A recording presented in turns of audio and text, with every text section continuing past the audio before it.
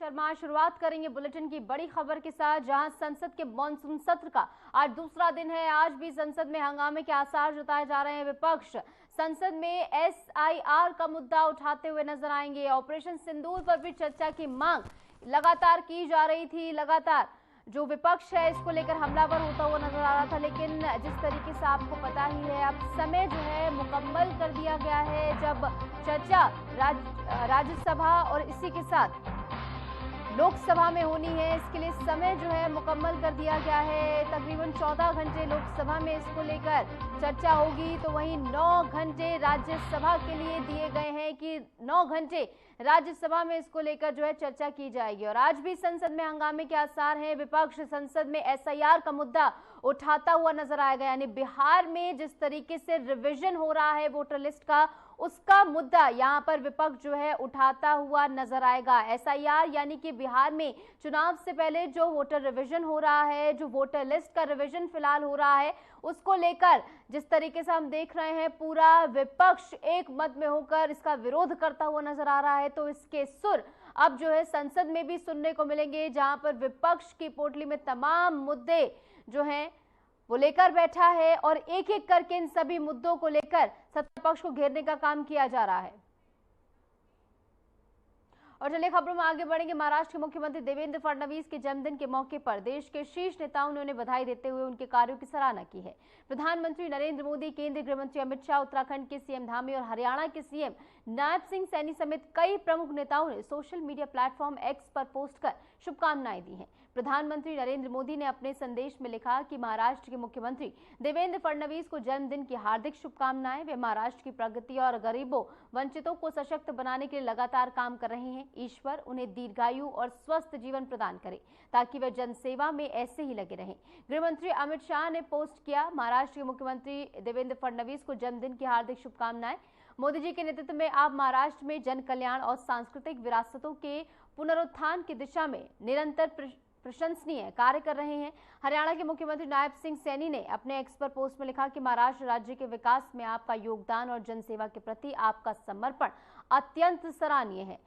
विघ्नहर्ता श्री सिद्धिविनायक से आपके उत्तम स्वास्थ्य, दीर्घायु और सुयशपूर्ण जीवन की कामना है। तो वहीं उत्तराखंड के सीएम पुष्कर सिंह धामी ने भी उन्हें बधाई दी और लिखा कि महाराष्ट्र के माननीय मुख्यमंत्री देवेंद्र फडणवीस को जन्म दिवस की हार्दिक बधाई एवं शुभकामनाएं। बाबा केदार से आपके सुखद, आरोग्यपूर्ण एवं मंगलमय जीवन की प्रार्थना करता हूं।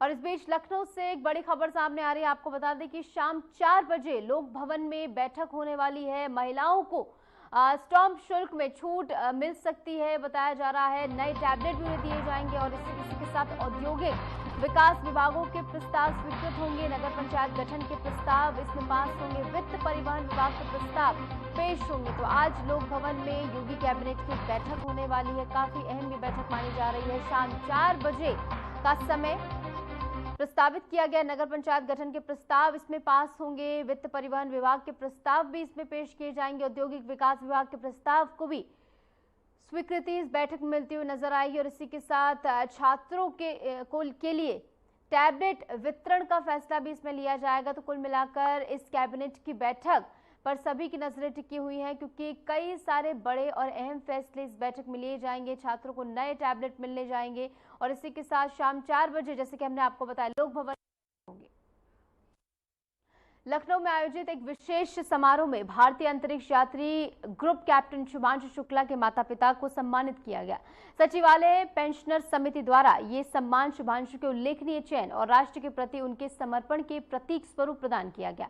शुभांशु शुक्ला के पिता श्री शंभू दयाल शुक्ल, जो पूर्व में राज्य सरकार में निजी सचिव के पद पर कार्यरत रहे हैं, उनकी माता श्रीमती आशा शुक्ला को समिति ने शॉल एवं स्मृति चिन्ह भेंट कर सम्मानित किया है। कार्यक्रम में पेंशनर, सचिवालय के पूर्व अधिकारी और गणमान्य लोग मौजूद रहे।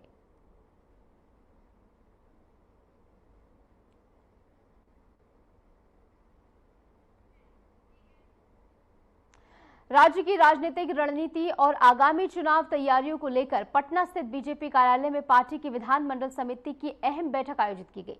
इस बैठक में उप मुख्यमंत्री विजय सिन्हा, सम्राट चौधरी और भाजपा प्रदेश अध्यक्ष दिलीप जायसवाल सहित पार्टी के कई वरिष्ठ नेता मौजूद रहे। बैठक के दौरान संगठनात्मक मजबूती, जमीनी स्तर पर कार्यकर्ताओं की भूमिका और इसी के साथ विपक्षी दलों के खिलाफ रणनीति पर चर्चा हुई है।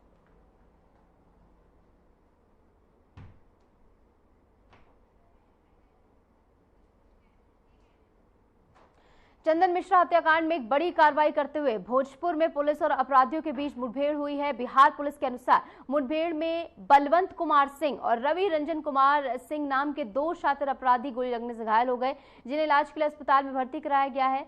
तो वहीं अभिषेक कुमार नाम के एक अन्य अपराधी को पुलिस ने मौके से गिरफ्तार कर लिया है। इन तीनों पर 17 जुलाई को पारस अस्पताल में हुए चंदन मिश्रा की हत्या की वारदात में शामिल होने का आरोप है। पुलिस ने मुठभेड़ स्थल से भारी मात्रा में हथियार और गोला बारूद बरामद कर लिया है। फिलहाल पुलिस की ओर से आगे की कार्रवाई जारी है।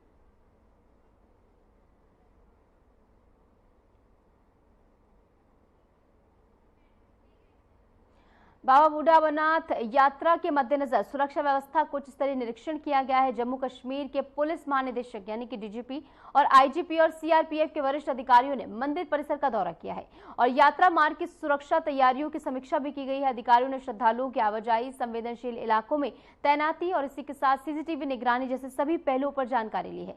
साथ ही स्थानीय प्रशासन को निर्देशित किया गया है कि किसी भी आपात स्थिति से निपटने के लिए पूरी सतर्कता बरती जाए।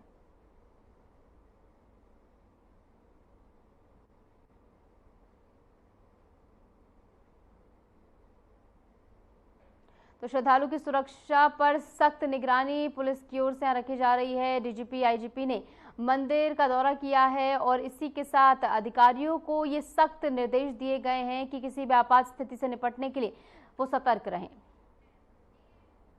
हनुमानगढ़ी मंदिर में भक्तों की भारी भीड़ उमड़ी। बड़ी संख्या में श्रद्धालु भगवान हनुमान के दर्शन करने पहुंचे। मंदिर प्रांगण और उसके आसपास के क्षेत्रों में भक्तों की लंबी कतारें देखने को मिली।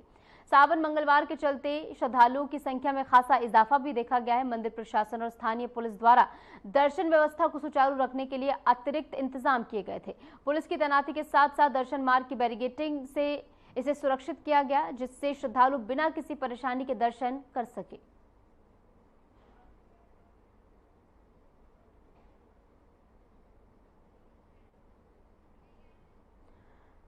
तो वहीं दिल्ली के गाजीपुर इलाके में पुलिस और एक कुख्यात बदमाश के बीच मुठभेड़ हो गई। इस मुठभेड़ में बदमाश खेमचंद, जिसकी उम्र 35 साल बताई जा रही है, वो घायल हो गया। इलाज के लिए अस्पताल में उसे भर्ती कराया गया है।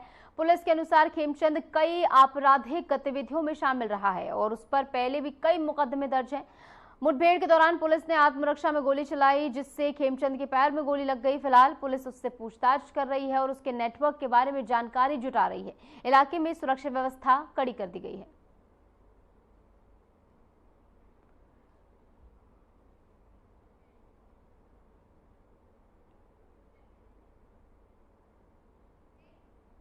हरियाणा के फरीदाबाद में आज सुबह भूकंप के झटके महसूस किए गए। राष्ट्रीय भूकंप विज्ञान केंद्र यानी कि एनसीएस के अनुसार सुबह 6 बजे भूकंप आया, जिसकी तीव्रता 3.2 मापी गई है। इस भूकंप के चलते फरीदाबाद क्षेत्र में जमीन के भीतर इसे दर्ज किया गया। हालांकि किसी जान माल के नुकसान की कोई सूचना सामने नहीं आई है। झटके हल्के थे, लेकिन कुछ स्थानों पर लोगों ने इन्हें महसूस किया है और घरों से वो बाहर निकल आए। तो ऐसे में बताया गया है कि 3.2 तीव्रता का ये भूकंप रहा और झटके हालांकि हल्के थे, लेकिन कई लोग इसे महसूस कर पाए जो अपनी सुरक्षा के लिए घरों से बाहर आ गए।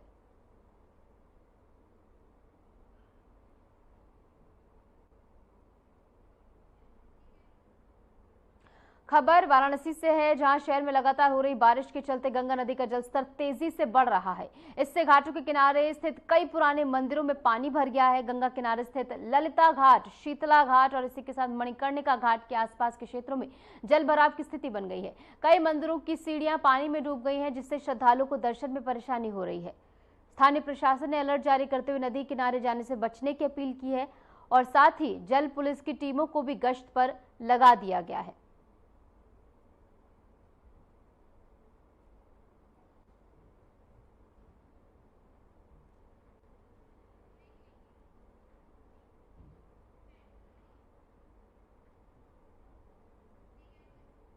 और इस बीच वक्त तो चला एक छोटे से ब्रेक का। ब्रेक के बाद फौरन हाजिर होते हैं।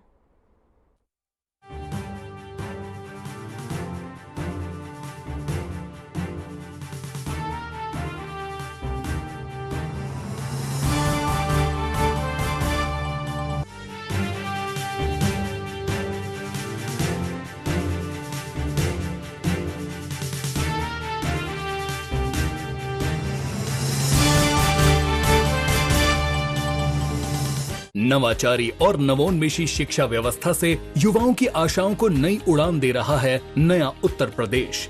ग्रामीण परिवेश हो या फिर नगरीय क्षेत्र, गुणवत्ता युक्त शिक्षा बनी है नए उत्तर प्रदेश की पहचान। स्कूल चलो अभियान और शारदा प्रोग्राम जैसे अभिनव प्रयासों से ड्रॉप आउट दर में आई है उल्लेखनीय गिरावट। ऑपरेशन कायाकल्प और टैबलेट वितरण जैसे कदमों से डिजिटल शिक्षा को मिले हैं नए आयाम। बेसिक शिक्षा से हायर एजुकेशन तक शिक्षा में उठाए गए अभूतपूर्व कदमों से हुआ है एजुकेशन का ट्रांसफॉर्मेशन। अंत्योदय और बिना किसी भेदभाव के सबको समान शिक्षा का अधिकार बना है युवाओं के उज्जवल भविष्य का आधार। वर्ष 2017 के बाद डबल इंजन सरकार के अभिनव प्रयासों ने नए उत्तर प्रदेश की शिक्षा व्यवस्था में किया है युगांतकारी ट्रांसफॉर्मेशन। समान शिक्षा का अधिकार, डबल इंजन सरकार।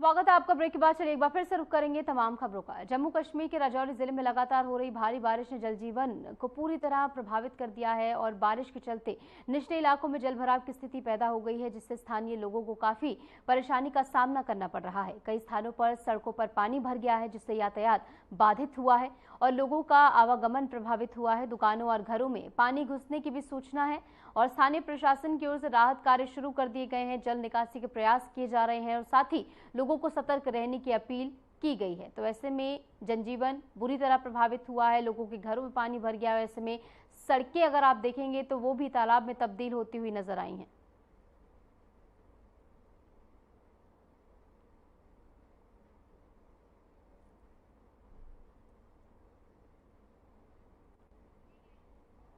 असम की राजधानी गुवाहाटी में भारी बारिश के बाद शहर के कई इलाकों में जलभराव की स्थिति पैदा हो गई। देर रात से हो रही मूसलाधार बारिश के कारण सड़कों पर पानी भर गया, जिससे यातायात ठप हो गया। आम लोगों को भारी परेशानी का सामना यहां पर करना पड़ रहा है। अब बता दें कि पान बाजार, चांदमारी, हाटी गांव और गणेशगुड़ी जैसे प्रमुख क्षेत्रों में जलभराव की तस्वीरें सामने आई हैं। स्थानीय प्रशासन ने जल निकासी के लिए टीमों को लगाया हुआ है और लोगों से सुरक्षित स्थानों पर रहने की अपील प्रशासन की ओर से की जा रही है। तो बारिश के चलते जनजीवन बुरी तरह यहां पर प्रभावित हुआ है और ऐसे में प्रशासन की ओर से लोगों से अपील की जा रही है कि सुरक्षित स्थान पर रहें और बहुत ज्यादा जरूरी काम हो तभी घर से बाहर निकलें।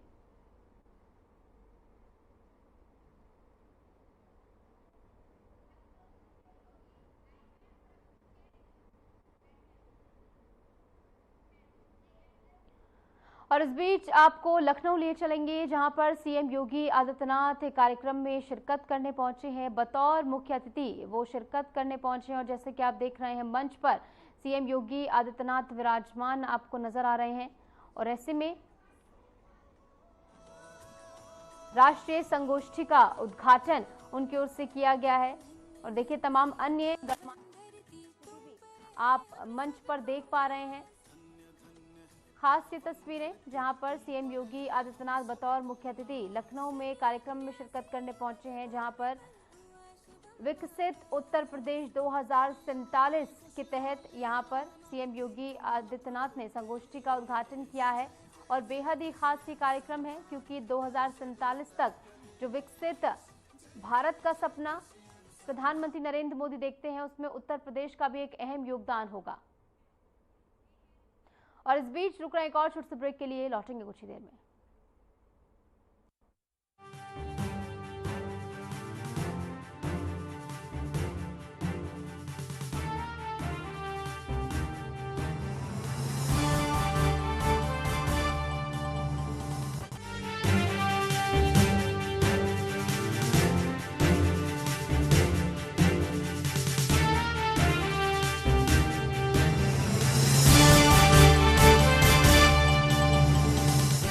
यशस्वी प्रधानमंत्री नरेंद्र मोदी जी के संकल्प सबका साथ सबका विकास को माननीय मुख्यमंत्री योगी आदित्यनाथ जी ने सामाजिक एकता एवं समरसता के उच्चतम मानदंडों के साथ बनाया है यूपी सरकार का मूल मंत्र। परिणाम स्वरूप 2017 के बाद उत्तर प्रदेश में सभी को मिले बिना किसी भेदभाव के रोजगार के समान अवसर एवं योजनाओं के लाभ।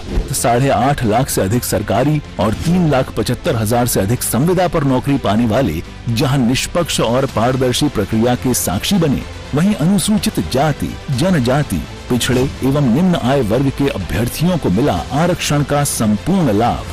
प्रधानमंत्री गरीब कल्याण अन्न योजना, प्रधानमंत्री आवास योजना और जल जीवन मिशन से लेकर मुख्यमंत्री युवा स्वरोजगार और एक जनपद एक उत्पाद जैसी विभिन्न योजनाएं यूपी में अंत्योदय से सर्वोदय का सपना कर रही हैं साकार।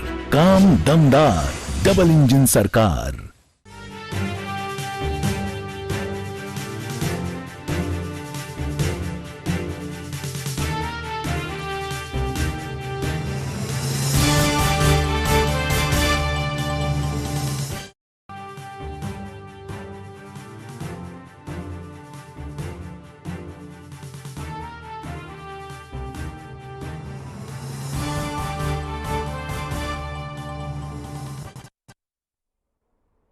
स्वागत है आपका। ब्रेक के बाद चलिए एक बार फिर से रुक करेंगे तमाम खबरों का। और आइए अब आपको बताते हैं कि कैसे गांव का बाबा 300 करोड़ की अंधी सल्तनत का मालिक बन गया। एक बाबा जो दिखता था सूफी, बोलता था अध्यात्म की जुबान और लोगों को देता था मोक्ष का सपना, कैसे वो निकला धर्मांतरण का सबसे बड़ा सिंडिकेट का मास्टरमाइंड। देखिए रिपोर्ट। एक ज्योतिषी, एक रत्न विक्रेता और फिर एक स्वयंभू सूफी संत और अब करोड़ों की काली कमाई और धर्मांतरण के अंतर्राष्ट्रीय रैकेट का सरगना। ये कहानी किसी फिल्म की स्क्रिप्ट जैसी लग सकती है, लेकिन ये हकीकत है। उत्तर प्रदेश से लेकर सऊदी अरब तक फैला है इस रैकेट का जाल और इसके केंद्र में है एक नाम, जलालुद्दीन शाह उर्फ छांगुर बाबा। गांव की गलियों से लेकर दरगाह तक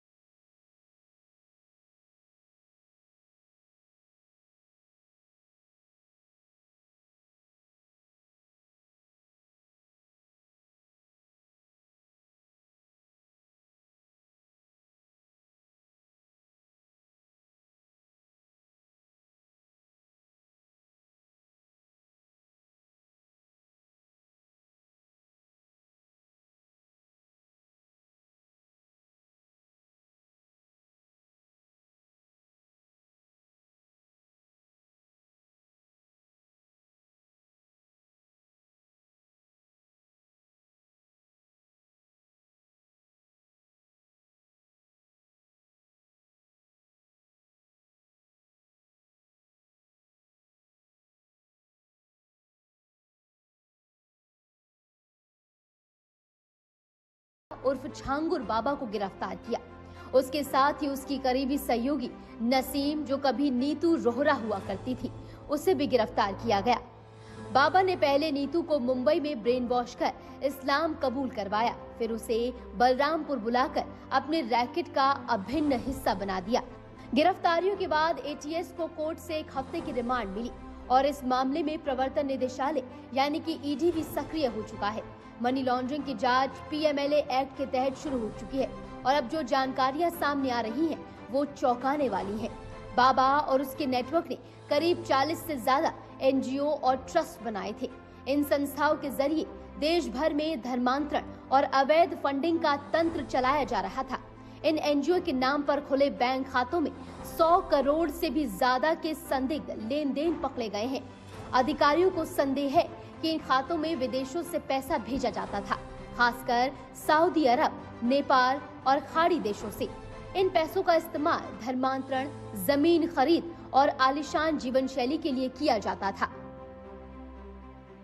छांगुर बाबा की संपत्ति की असली तस्वीर तब सामने आई जब पुणे की एक जमीन डील की जांच शुरू हुई। उत्तर प्रदेश के उतरौला तहसील के एक अदालत क्लर्क और उसकी पत्नी के नाम 16 करोड़ की जमीन खरीदी गई थी, जिसकी बाजार की कीमत अब 200 करोड़ से ज्यादा की बताई जा रही है। ये सौदा भी बाबा के नेटवर्क से ही जुड़ा हुआ है। इसके अलावा बलरामपुर, लखनऊ और मुंबई में बंगलों, प्लॉट्स और लग्जरी गाड़ियों की लंबी लिस्ट सामने आई है।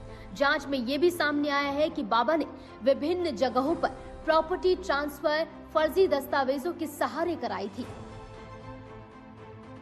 धर्मांतरण का ये जाल केवल पैसों तक सीमित नहीं था, इसमें भावनाएं, पहचान और जिंदगियां भी झोंकी जा रही थी। एटीएस की रिपोर्ट्स में सामने आया है कि लव जिहाद के जरिए लड़कियों को फंसाने का एक पूरा तंत्र था। फर्जी नामों से सोशल मीडिया पर दोस्ती, फिर शादी, फिर दबाव में धर्मांतरण। लखनऊ की गुंजा गुप्ता का केस इसका सबसे बड़ा उदाहरण है, जिन्हें अमित बनकर मिला एक युवक अबू अंसारी, जिसने बाद में उनकी पहचान बदलकर अलीना अंसारी बना दी। ये एकमात्र मामला नहीं, दर्जनों पीड़ित महिलाएं अब सामने आ रही हैं। अब जब बाबा की सच्चाई उजागर हुई है तो बलरामपुर के मधुपुर गांव में बने उसके आश्रम को बुलडोजर चलाकर ध्वस्त करने का काम किया गया। ये जमीन ग्राम सभा की थी, जिस पर अवैध कब्जा कर आश्रम खड़ा किया गया था। बाबा के साथ उसका बेटा महबूब, नसीम का पति जलालुद्दीन और 14 अन्य आरोपी फरार हैं। एटीएस की टीमें लगातार छापेमारी कर रही हैं और ये जांच अभी और गहराने वाली है। सूत्रों के मुताबिक जल्द ही विदेशों से जुड़े लिंक और हवाला नेटवर्क पर भी कार्रवाई हो सकती है। हमारी मौजूदगी उतरौला के मधुपुर के गांव में है। ये छांगुर बाबा की हवेली है, जिसपे 5 बुलडोजर चल रहा है। हम वो बुलडोजर किस तरीके से अलीशान हवेली को जो है बंजर में बदल दिया गया है, खंडहर बना दिया हवेली को, और लगातार बुलडोजर की जो कार्रवाई है वो जारी है। यहाँ पे अभी एसपी डीएम दोनों लोग यहाँ मौजूद थे। उनकी मौजूदगी में ही सुबह से बुलडोजर की कार्रवाई की जा रही है। 2 बुलडोजर पीछे की तरफ से हैं और 3 बुलडोजर सामने की तरफ से। यहाँ पर छांगुर बाबा ने अपना एक संरक्षण तैयार करके रखा था, जिसमें 5 से 7 जो कुत्ते थे वो बहुत खतरनाक है यहाँ पर, और अस्तबल भी बनाया गया था जिसमें घोड़े रखे हुए थे। और ये वही मजार है जहाँ पर छांगुर बाबा के द्वारा धर्म परिवर्तन कराया जाता था, लोगों को अंगूठी दी जाती थी। ऐसा कहा जाता है कि छांगुर बाबा 40 से अधिक विदेश यात्राएं करता है। जो इस्लामिक देश थे उनकी यात्रा करता, वहाँ से ठंडी होती थी। एटीएस ने इनको गिरफ्तार किया शनिवार को और जेल भेज दिया। उसके बाद ईडी इनकी संपत्तियों की जांच कर रही है। राजस्व विभाग की टीम और पुलिस प्रशासन इस समय मौजूद है यहाँ पर। आर्यन टीवी के लिए बलरामपुर से विशाल सिंह। ये पूरा रैकेट सिर्फ पैसों या पहचान बदलने तक सीमित नहीं था। इसमें सबसे खतरनाक था उसका मनोवैज्ञानिक और वैचारिक नियंत्रण। बाबा अपने आश्रम में कथित आध्यात्मिक प्रवचन के जरिए लोगों को ये यकीन दिलाता था कि उनके दुखों, बीमारियों और बदकिस्मती का एक ही इलाज है, धर्म परिवर्तन। उसने धर्म को एक इलाज और अपनी पहचान को एक इलाजगार बना दिया। गरीब, बीमार, बेरोजगार हर किसी की पीड़ा को बाबा ने एक अवसर की तरह देखा। उसके दरबार में आने वालों को पहले इलाज दिया जाता था और फिर उनके दिल दिमाग पर धीरे धीरे अपनी आस्था डाल दी जाती थी। एनजीओ के नाम पर खुले संस्थानों में बच्चों के लिए शिक्षा, महिलाओं के लिए रोजगार प्रशिक्षण और वृद्धों के लिए सेवा केंद्र चलाए जाते थे, लेकिन ये सब कुछ एक मकसद। और फिलहाल के लिए हमारे इस खास बुलेटिन में इतना ही। नमस्कार।